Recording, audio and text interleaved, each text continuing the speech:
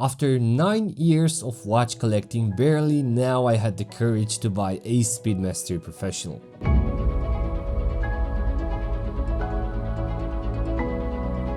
This watch brings a lot of memories to me without even owning it. Before I started my YouTube channel, I made some sketches for the studio foreground, and surprisingly, without chasing this, I ended up collecting and reviewing those sketched pieces. Not sure how the universe works, but in the end it happened naturally. Before taking the decision to buy a Speedy, I did a lot of self-reflection just to understand if I'd buy one because of the hype created around it with the Moonwatch, or just because it was really time to have one in my collection, as a nostalgia for my newbie years of Speedy appreciation. And once I realized it was purely personal and had nothing to do with the Moonwatch hype, I gladly decided to buy it. Because emotionally, if you clarify that and buy a watch strictly for yourself, you'll be much happier with the decision. Currently, I don't care if I'm one of the 1.7 million people which bought a Speedmaster, I care that I bought a Moonwatch for myself, as an achievement for the years where I loved this watch and I couldn't afford it.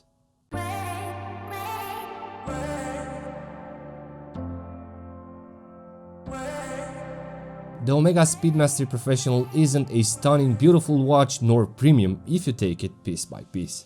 The value of the watch is simply about the symmetry and the contrast play of the dial against the bezel. For example, it offers a precise ratio between the markers, the positioning of the subdials, the hand thickness and the length with the white powder coating, which creates an out of the ordinary contrast. After all, this was purposed as a tool for astronauts, but the way this design language lasted over the years, it's simply remarkable.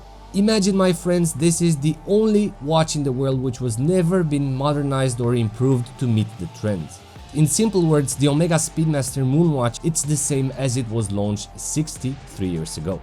In 63 years, basically the watch hasn't changed a bit. Besides the lumed superluminova provision, the ratios, the contrast, the size are exactly the same as they were sketched on a piece of paper more than 60 years ago. I believe the original designer would have never dreamt that his exact design will be trending in 2024 going forward, being currently perceived and sold as a luxury watch. Currently, there is no other watch in the world which survives so many design trends, so we can recall that the Speedy design is timeless. Imagine the Rolex Daytona had to change its design at least 5 times to remain actual in the trends, changing basically everything from the materials used, the case sizing, the contrasts, and many more. Omega tried as well with different iterations of the Moonwatch, with either ETAs with Dubois de Praz modules on top, automatic versions with Don't Sapphire like the Valjoux models, even quartz or digital, experimenting different case sizes, but none of them had the success of the iconic Speedy. And because of that, I believe that the Speedmaster Professional is the most popular watch all time. When I fully entered in this passion, the Speedy was still one of the most mentioned watches without any additional help from tertiary brands like Swatch to boost its popularity. For me, definitely in 2016 wasn't a reachable watch to afford and to buy. I remember I was heavily researching on YouTube and web for affordable alternatives, and the Speedy Reduced was the only option which I was willing to make an effort to buy. And it happened. I had the yellow Speedmaster Schumacher. Fast forward, starting with 2019, my appreciation for the Speedmaster Professional kind of vanished, being focused more on other type of watches or other brands. Then in 2021 the Moonwatch phenomenon happened, where people were willing to pay the price of a stainless steel Professional for those plastic quartz watches just to achieve that they were the first to own the entire collection. The queues, the social media hype, the poor build construction really pushed me away from the Speedmaster bubble. Back then I was believing that I will never end up to collect a Speedy Professional for myself because I consider it pretty much a cliche. Now, the Speedmaster isn't only iconic for its well and balanced contrasted dial. It's about the twisted case as well, which was developed by Huguenon Frere Company in the 50s alongside the Seamaster case, which through the Naiad lock system a screwing crown wasn't necessary to ensure the waterproofness of 30 bar. And the twisted lugs of the Speedy are shaped towards the interior as a tenue volume rather than expanded towards the exterior as the Seamaster one, which amplifies better the presence of the lugs.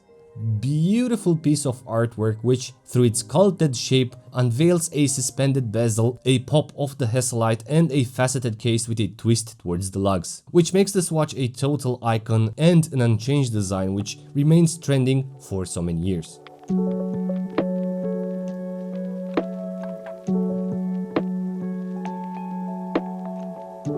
Although I'm happy with this purchase, I'm not entirely. Firstly, after a couple of days of joy on the wrist, I started to perceive it and associate it with the millions of pictures I previously seen with the Speedy in any angle, in any lighting conditions, on any strap. And for the next days following, I couldn't wear the watch anymore, saying, meh, boring. It got scary, but after a week without any goal or a focus to demand to excite me, I took it on the wrist because it is an extremely comfortable watch and delivers as an everyday watch. It's just you don't have to be demanding with it to ask to be something else but a Speedy. More than that, a month passed since I have it and now I can conclude this is such a relaxed watch on the wrist. No wonder why many people kept their Speedies and wore them for tens of years. Despite its 50 meters waterproofness, this watch served as a perfect go anywhere do anything watch without having too much to service on it. And that says a lot about the way it's built. Despite looking fragile, the Speedy Professional, it's a tough mofo. Has reliable loom, a box Hesalite which can be polished, it's anti-magnetic due to its inner protective shield, it's resistant to low temperature, even works for a swim, I'm pretty sure about that. Technically, I bought this pre-model of the actual one due to its convenient price, but the actual one is the accurate Speedmaster Professional with the correct pipe and dial and a beautiful bullet bracelet with a severe taper and an elegant clasp. There aren't differences between them in proportions, but in slight small details. For example, the one which I own doesn't have such a pronounced angle towards the sides, so the pipe and effect is not that visible as the current one. The bracelet of this model is simply too thick and taperless to complement the elegance of the case. And although it balances the 42mm case diameter through its clasp and the lesser taper bracelet, when we compare it with the new bullet bracelet, the difference is basically from night and day. The elegance of the bracelet and the comfort provided simply adds more value to the actual Speedmaster Professional. So if you own this actual version, just enjoy it, it's a beautiful, beautiful version. Okay, we've concluded this is an important watch, but that doesn't mean I would recommend you to buy one. And if you'll ask me, Andre, would you pay retail in 2025 for a Speedmaster Professional? My answer would be no.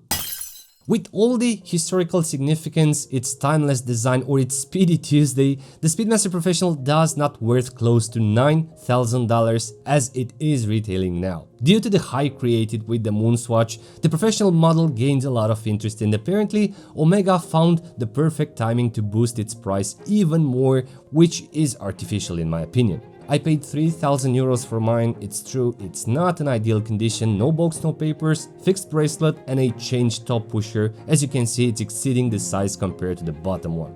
But 3 grand for a Speedy, it's the price of 2017, so overall convenient. I get it, it needs to get closer to the Daytona, having a better historical significance, but quality-wise, although the latest Speedy looks pretty premium, the watch overall shouldn't cost more than 6,000 euros. Final conclusions: Speedy, beautiful, historical significance, authentic without a doubt. Definitely a watch which is more appealing and more important than a Daytona, which had to change its design every 2 decades to keep the interest for the watch alive.